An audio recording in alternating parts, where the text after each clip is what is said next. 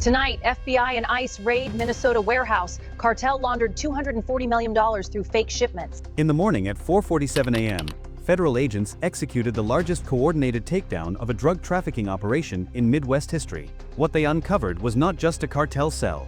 It was a shadow government, a complete infiltration of state law enforcement, municipal officials, and port authorities. The Norte cartel had spent 7 years turning Minnesota into a continental narcotics hub, and one man made it all possible. Governor James Kellerman, the state's highest elected official, was running a $240 million money laundering empire hidden inside legitimate shipping companies. But this story does not start with the raids. It starts with silence. The kind of silence that kills. By the time federal agents converged on the Twin Cities, the Norte cartel had already transformed the region into something the DEA had never seen before on American soil. Not a street-level operation, not a small trafficking ring, a complete parallel system designed to move tons of cocaine, fentanyl, and methamphetamine across the entire continent while appearing to be nothing more than freight forwarding businesses and agricultural export companies. The scale was staggering. Over 14 tons of narcotics funneled through Minnesota warehouses in the previous fiscal year alone. The money? Impossible to track. $240 million in cartel proceeds washed through shell corporations, fake invoices, and phantom shipments. And nobody saw it coming because the person overseeing it all wore a suit, sat in a state capitol office, and signed bills into law. This is the untold story of Operation Northbound, a federal investigation so massive, so shocking in its revelations, that it forced the complete restructuring of law enforcement across 3 states. What you are about to hear is how a cartel turned politics into a weapon, and how federal agents had to dismantle not just criminals, but an entire system. Let's begin where it all fell apart. 4:47 a.m. Minneapolis, St. Paul, Bloomington. The darkness was absolute. No moon, just the low hum of federal machinery moving into position. 12 SWAT teams, 63 FBI agents, 41 DEA operatives, 32 ICE officers, all moving on synchronized watches towards 16 targets across the metropolitan area. The night was cold, wet, the kind of Minnesota winter that cuts through layers, the kind that makes you numb. The first breach came at the Apex Logistics facility on Industrial Boulevard in St. Paul. The warehouse was massive, 240,000 square feet, 3 stories, built in 2019 using cartel money filtered through a fake investment fund. On paper, it was a legitimate freight forwarding company. It had contracts with agricultural exporters, food suppliers, automotive parts distributors.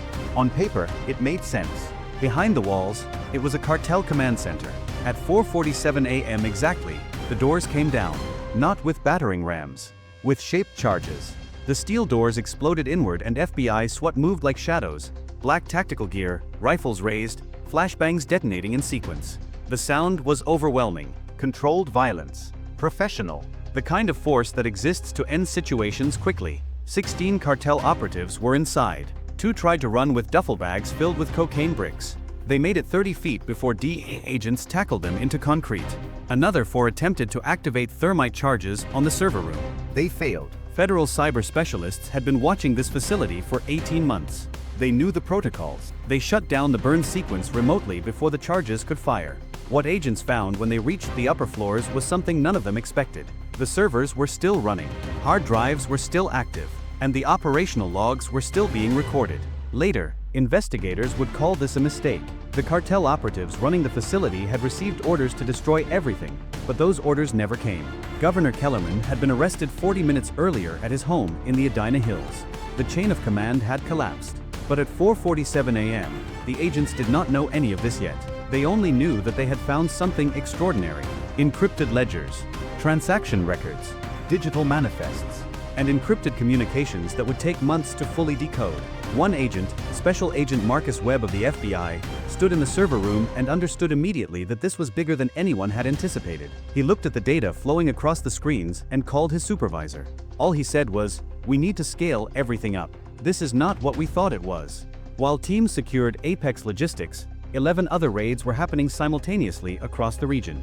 At 4:52 a.m., the Midwest Regional Port Authority in Superior, Wisconsin was being breached. ICE agents discovered 847 shipping containers flagged for export to what appeared to be agricultural export businesses in Mexico. Inside were not crops. They were packed with fentanyl, 14.2 million fentanyl pills, individually wrapped, ready for distribution into street markets across the Midwest and South. The quantity was so large that seizure records had to be updated 3 times as agents continued counting. At 4:58 a.m., agents hit the Pinnacle Distribution Warehouse in Bloomington, just south of the Minneapolis airport. This facility was larger than Apex, 360,000 square feet. The cartel had spent $8.7 million renovating it over 2 years.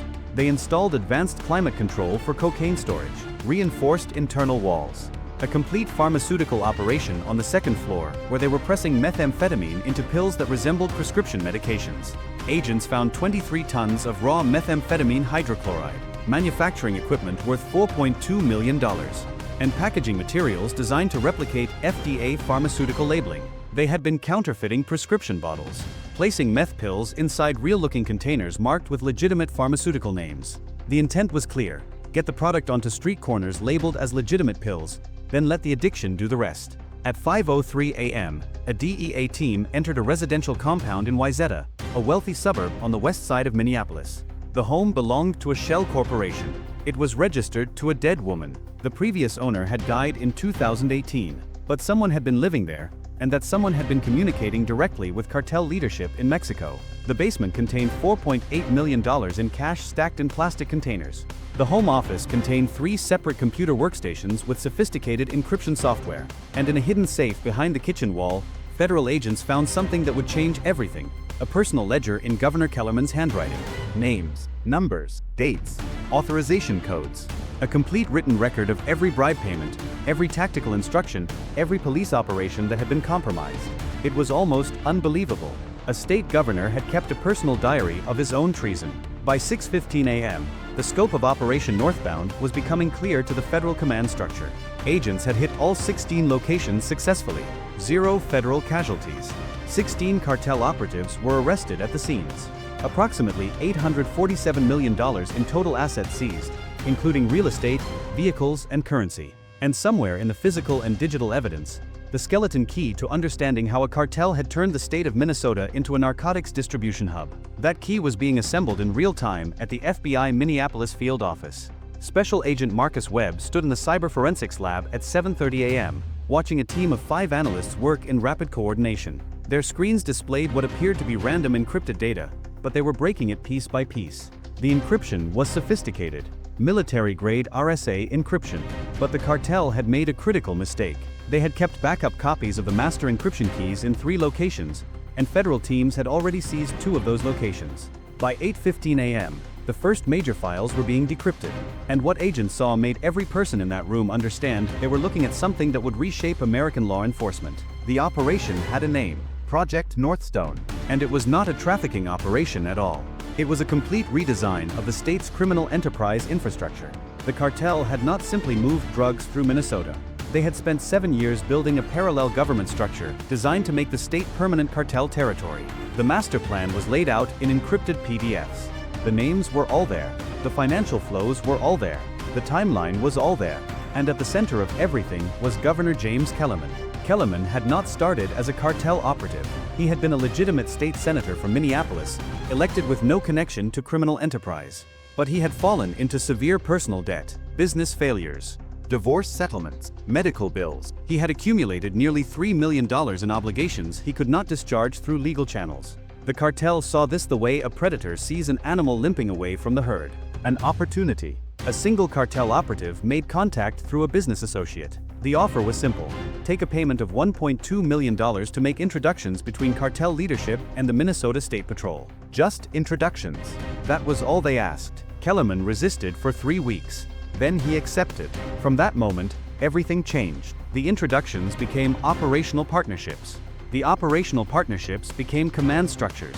Within 18 months, Kellerman had facilitated the placement of 17 cartel operatives inside the Minnesota State Patrol, 5 inside the Port Authority, 8 inside municipal police departments across the Twin Cities, 2 inside the State Attorney General's office, and 1 in the federal DEA Minneapolis field office, a support technician with access to investigative databases.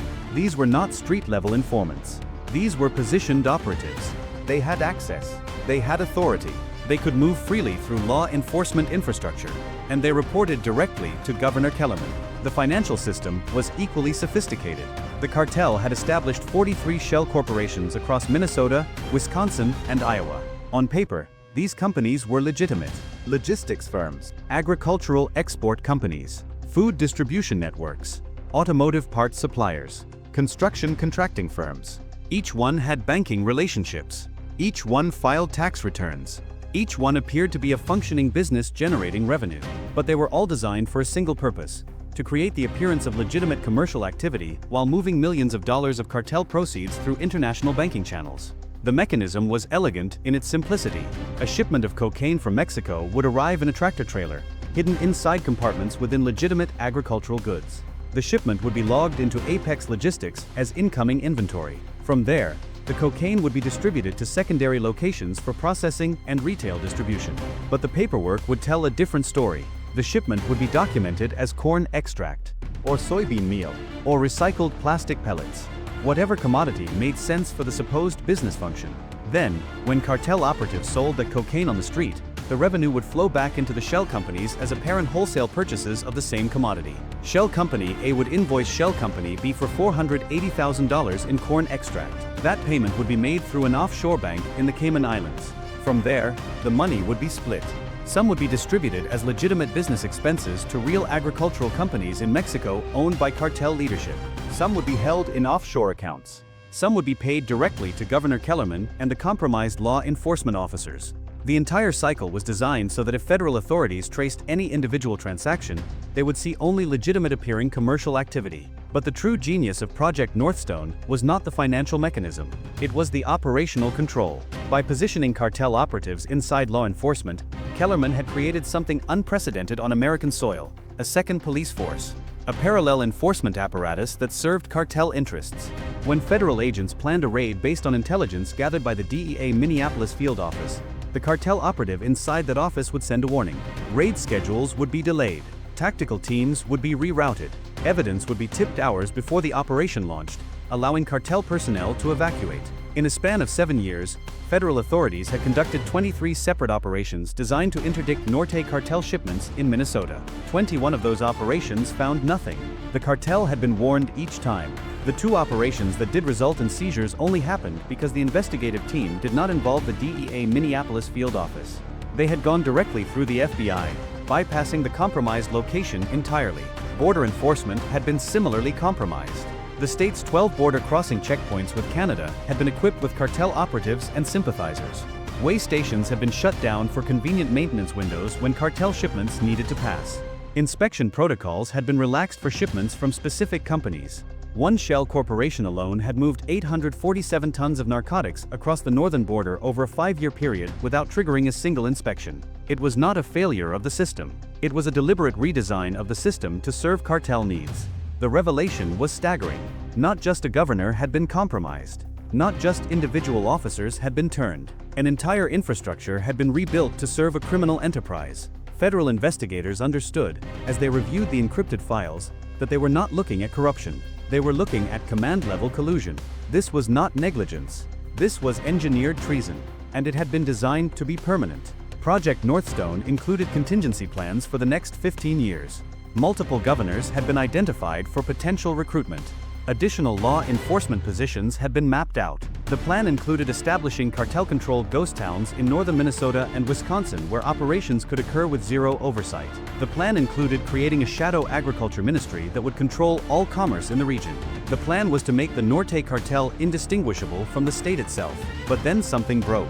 A federal informant inside the cartel made contact with the FBI. This informant had been embedded in the organization for 3 years. He had watched the operation grow. He had seen the corruption deepen, and he had become convinced that exposure was inevitable.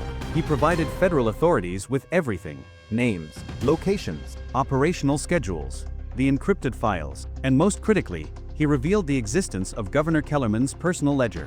Within 18 days, federal authorities had assembled the framework of Operation Northbound. Within 32 days, they had secured warrants, coordinated with state and federal partners, and prepared for the largest single takedown in Midwest law enforcement history. The command center was established at 2 a.m. in a secure federal facility in downtown Minneapolis. This was not a normal operation. This was a constitutional moment. Federal authorities were about to arrest a state governor for treason and drug trafficking. The legal implications were staggering. The political implications were immense. But the evidence was undeniable. At 3:15 a.m., Governor Kellerman was taken into custody at his home without incident. He did not resist. He did not deny anything. He simply asked for an attorney and remained silent.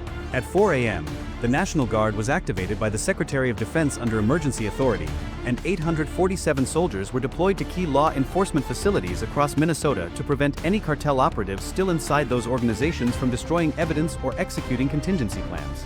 At 4:15 a.m., 15 law enforcement officers were simultaneously arrested at their duty stations.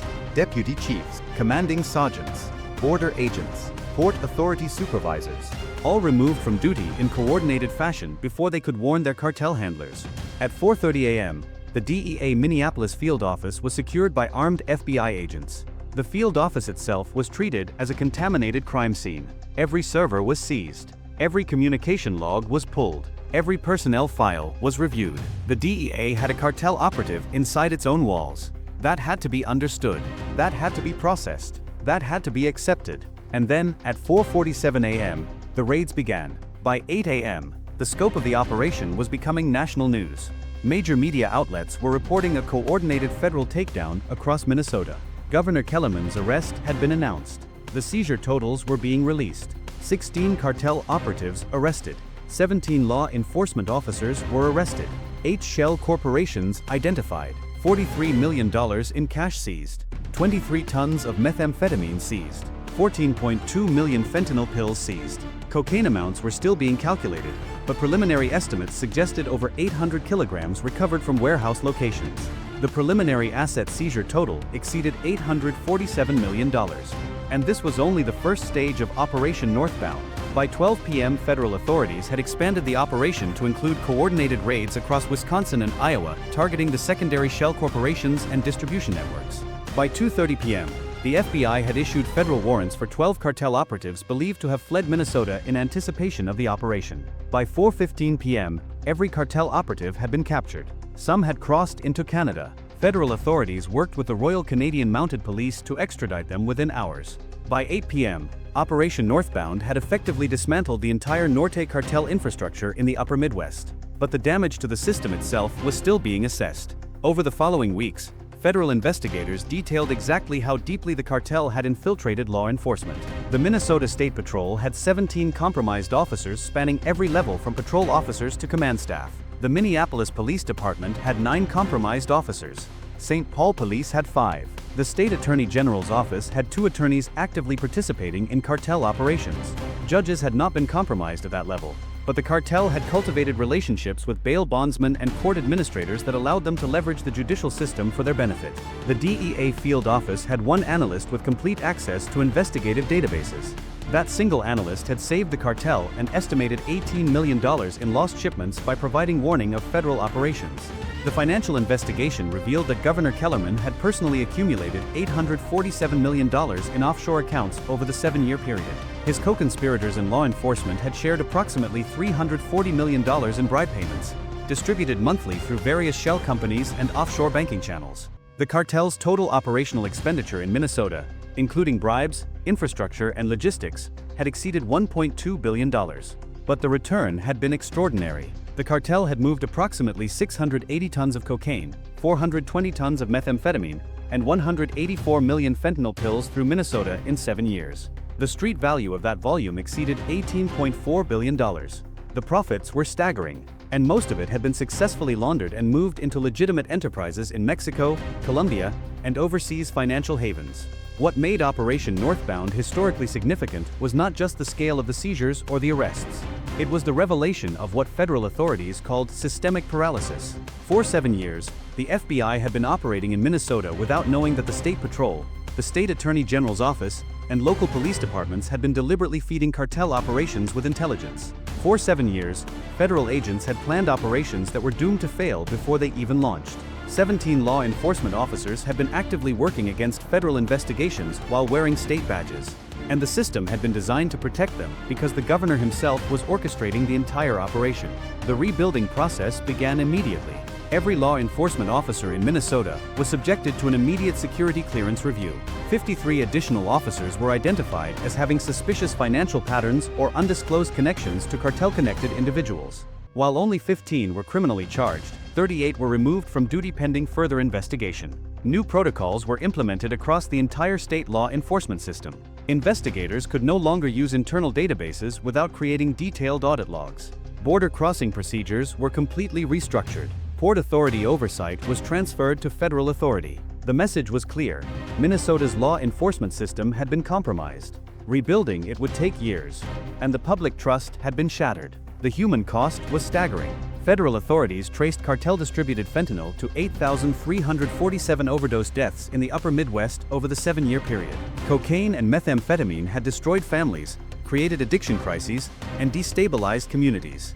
The financial impact included not just the money laundered through the system, but the social cost of epidemics, broken neighborhoods, and violent street crime funded by those narcotic profits. Entire city blocks in Minneapolis, St. Paul, Milwaukee, and surrounding communities have been devastated by the volume of drugs that had flowed from these warehouses into the streets. Governor Kellerman's trial lasted 4 months. The evidence was overwhelming. The personal ledger, the encrypted files, the testimony of the federal informant, the financial records, the communications logs, the testimony of 14 federal law enforcement officers detailing their conversations with Kellerman about cartel operations. The jury deliberated for 7 hours. The verdict was guilty on 247 federal counts, including drug trafficking, money laundering, conspiracy, treason, and racketeering. He was sentenced to life without parole. 15 law enforcement officers received sentences ranging from 12 years to 40 years. The message was delivered: there is no shield in the system. The system itself will be rebuilt to destroy you. The Norte cartel responded to Operation Northbound by consolidating operations in other regions. Federal authorities detected increased cartel activity in Texas, Arizona, and California following the Minnesota takedown. The disruption was significant, but not permanent. The cartel had contingency operations in place.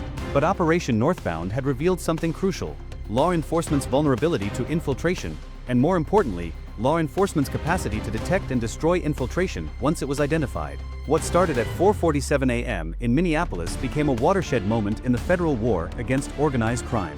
Federal authorities learned that they could not simply trust their own systems. Every organization had to assume penetration. Every database had to assume compromise. Every operation had to assume that details would be leaked. This was not paranoia. This was the new operational reality. And it forced a complete reimagining of how federal law enforcement protected sensitive information and coordinated complex operations.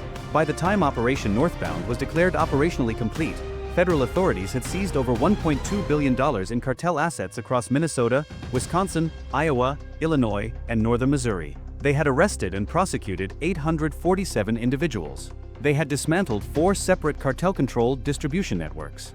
And they had fundamentally altered how American law enforcement approached the possibility of systemic infiltration by organized crime. The story of Operation Northbound is not just a story about a cartel operation. It is a story about power, silence, and the fragility of systems that depend on the integrity of those who run them. Governor Kellerman had not been forced into this role. He had chosen it. He had made a conscious decision to betray his oath, betray his office, and betray the citizens who had elected him. He had done it for money, for power, for the seductive promise that he could have everything if he was willing to serve a criminal enterprise. This is how corruption works. Not through obvious violence. Not through dramatic coups or military overthrows. It works through silence. It works through ambition. It works through the slow compromise of one person, then another, until the system itself has been fundamentally altered. One person decides they need $1 million. Then they are asked to do one small thing, then another thing. Then suddenly they are not public servants anymore. They are criminals. And they cannot escape because the cartel owns them completely. The Federal Bureau of Investigation, the Drug Enforcement Administration, and Immigration and Customs Enforcement rebuilt their operations in Minnesota from the ground up following Operation Northbound. This is not a story with a simple ending. The cartel is still operating. Drug trafficking is still a massive problem. Fentanyl is still killing thousands of Americans every year. But now federal authorities know something they did not know before. The system can be infiltrated. The system can be compromised. And the system can only be protected through vigilance, transparency, and the willingness to assume that corruption can exist at any level, in any place, at any time. If you are still watching this, you understand something critical about the state of organized crime in America. The cartels are not simply moving drugs anymore. They are buying governments. They are placing operatives inside law enforcement. They are redesigning the systems themselves to serve criminal enterprises. Operation Northbound was one example. it will not be the last. This entire story is a fictional dramatization created for storytelling and educational purposes. Governor James Kellerman is a fictional character. The Norte Cartel, as described here, is a fictionalized version. The specific operation details have been created for narrative effect, but the underlying patterns are real. The vulnerability of law enforcement systems to infiltration is real. The capacity of organized crime to corrupt public officials is real. And the need for federal authorities to remain vigilant about that threat is absolutely real. Share this story. Engage with it. Comment on what you have heard. Because the more people understand the scope of cartel operations and their capacity to infiltrate the systems designed to stop them, the more pressure there is on federal authorities to prevent the next northbound operation from ever happening. The next infiltration, the next governor, the next tragedy is prevented before it starts. This has been Operation Northbound. This is how the underworld gets dismantled when corruption finally surfaces. And this is how the system rebuilds itself, stronger and more vigilant than before.